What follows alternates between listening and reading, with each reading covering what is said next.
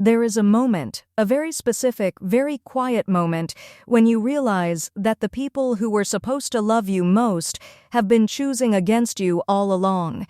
It doesn't arrive like thunder. It doesn't shout. It creeps in like cold air under a door you thought was sealed shut. For me, that moment came on a Tuesday night in October. The kind of night where the sky looked heavy, like it was tired of holding itself up. I was sitting at the kitchen table with a letter in my hand, my university acceptance letter. Months of work, months of hiding in my room with textbooks while everyone else watched TV. And I had done it. I had actually done it. I remember holding it so carefully, like it might disappear if I pressed too hard. And then I walked into the living room, letter in hand, heart wide open, and told my family. My mother looked at it. My father looked at it. And then they looked at each other, in that way that parents do when they've already had a conversation you weren't part of. "We will talk about this later," my father said. That was it. No congratulations. No hug. No pride in anyone's eyes. I stood there in the middle of that room feeling something I couldn't name yet. It wasn't quite sadness. It wasn't quite anger. It was something heavier, the feeling of being invisible inside the very house where you were born. Later that night, I heard them. Through the thin wall of my bedroom, voices low, but not low enough. And in 30 seconds, I learned something that cracked the floor underneath everything I thought I knew. My brother, my younger brother, Zayn, was going to be given the money my grandparents had specifically set aside for my education, the money I had been promised, given to Zayn, not for university, not for a course, for a business idea he'd had for 3 weeks and already changed 4 times. Because Zayn was the one who needed protecting, they said, the one who needed a chance. As if I didn't, as if I had never needed anything at all.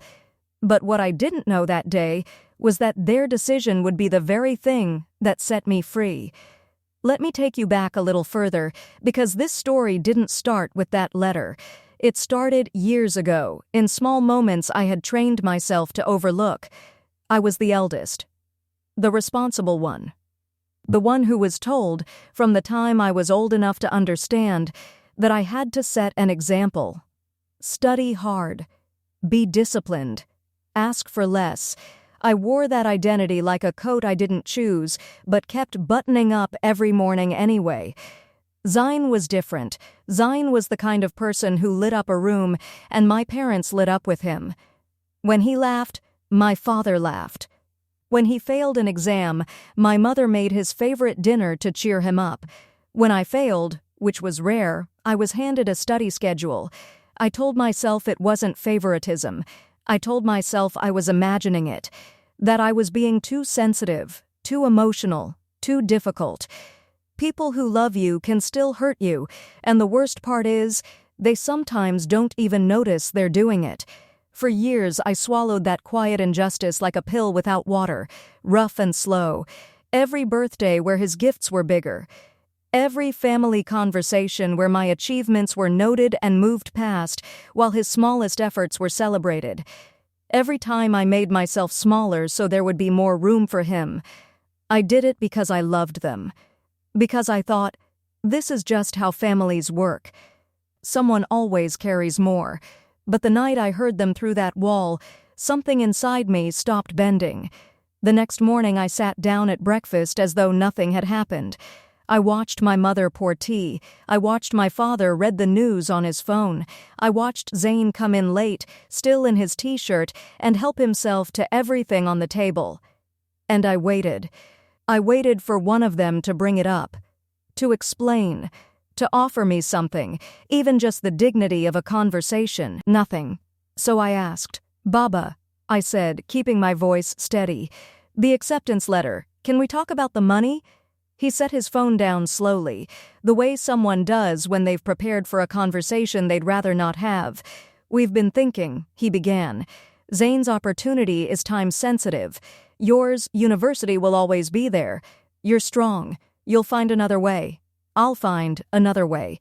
I had spent 17 years finding other ways, studying alone, asking for nothing, building myself quietly while everyone poured their energy into someone else. And now I was being told to find another way for this too. My mother reached over and touched my hand. You understand, don't you? You've always understood. And right there, in that kitchen, in that ordinary morning light, I felt the last thread of something snap inside me. Because I did understand. I understood perfectly. I understood that I had never been the priority. I understood that my patience had been mistaken for permission. I understood that every time I said it's okay, I had taught them that it was. I didn't cry. I didn't argue. I simply said, okay. And I went back to my room. I opened my laptop. I pulled up the university's financial aid and scholarship portal, which I had already bookmarked 3 months earlier, quietly, privately, just in case. Because somewhere deep down, I had known. Some part of me had always known. I applied for every scholarship I qualified for. I emailed the university's financial aid office. I contacted 2 aunts on my mother's side who had, over the years, quietly slipped me money for books and told me not to tell my mother. I told them everything. They didn't hesitate. And then I started packing. Not frantically. Not in tears. Methodically. Like someone who had already grieved the version of this moment that was supposed to be happy and was now simply moving forward. 1 bag. The things that were mine, not the things they'd bought for me. Not the furniture, not the decorations. Just my books. My documents. My laptop. The journal I'd kept since I was 12. I didn't write them a letter. I didn't prepare a speech. I had spent my whole life performing emotions for the comfort of other people, and I was done. By 2 a.m, my bag was by the door. I sat on the edge of my bed in the dark and I let myself feel it. All of it. The grief. The anger. The strange, terrifying, electric feeling of a decision that cannot be undone. And then, I felt something I hadn't expected. Relief. By morning, I was gone. I stayed with my aunt for 2 weeks while the paperwork came through. The scholarship covered 60% of my fees. A part-time job I found within the first week covered the rest. It wasn't easy. There were nights I ate toast for dinner and studied until my eyes stung. But every single one of those nights felt more honest than years of sitting at that family table pretending I was content. My mother called on the 3rd day. She sounded confused, the way someone sounds when they thought the script was already written and someone's changed it. Why didn't you just talk to us? Why did you leave like that? I said, I did talk to you. You told me to find another way. I found one. She didn't know what to do with that. Zane's business, for what it's worth, lasted 4 months. The investment ran out. The idea dissolved. And my family was left exactly where they'd been, only now, without me to quietly hold things together. I'm not going to tell you I felt nothing when I heard that. I'm human. There was a small, tired part of me that felt the bittersweet weight of being right about something you never wanted to be right about. But I didn't go back to say I told you so. That was never the point. The point was this: I had spent so many years believing that love meant accepting less, that being the strong one meant never needing anything, that my silence was a gift I was giving my family. It wasn't. It was a lie I was telling myself. Real love, in a family, in a friendship, in any relationship, makes room for everyone. It doesn't require one person to keep shrinking so another can keep growing. I finished my degree. I built a life that felt like mine, not the life that was left over after everyone else had taken what they needed. And I learned the hardest, most important lesson of my life. Sometimes the most loving thing you can do for yourself is leave the table where you were never truly fed.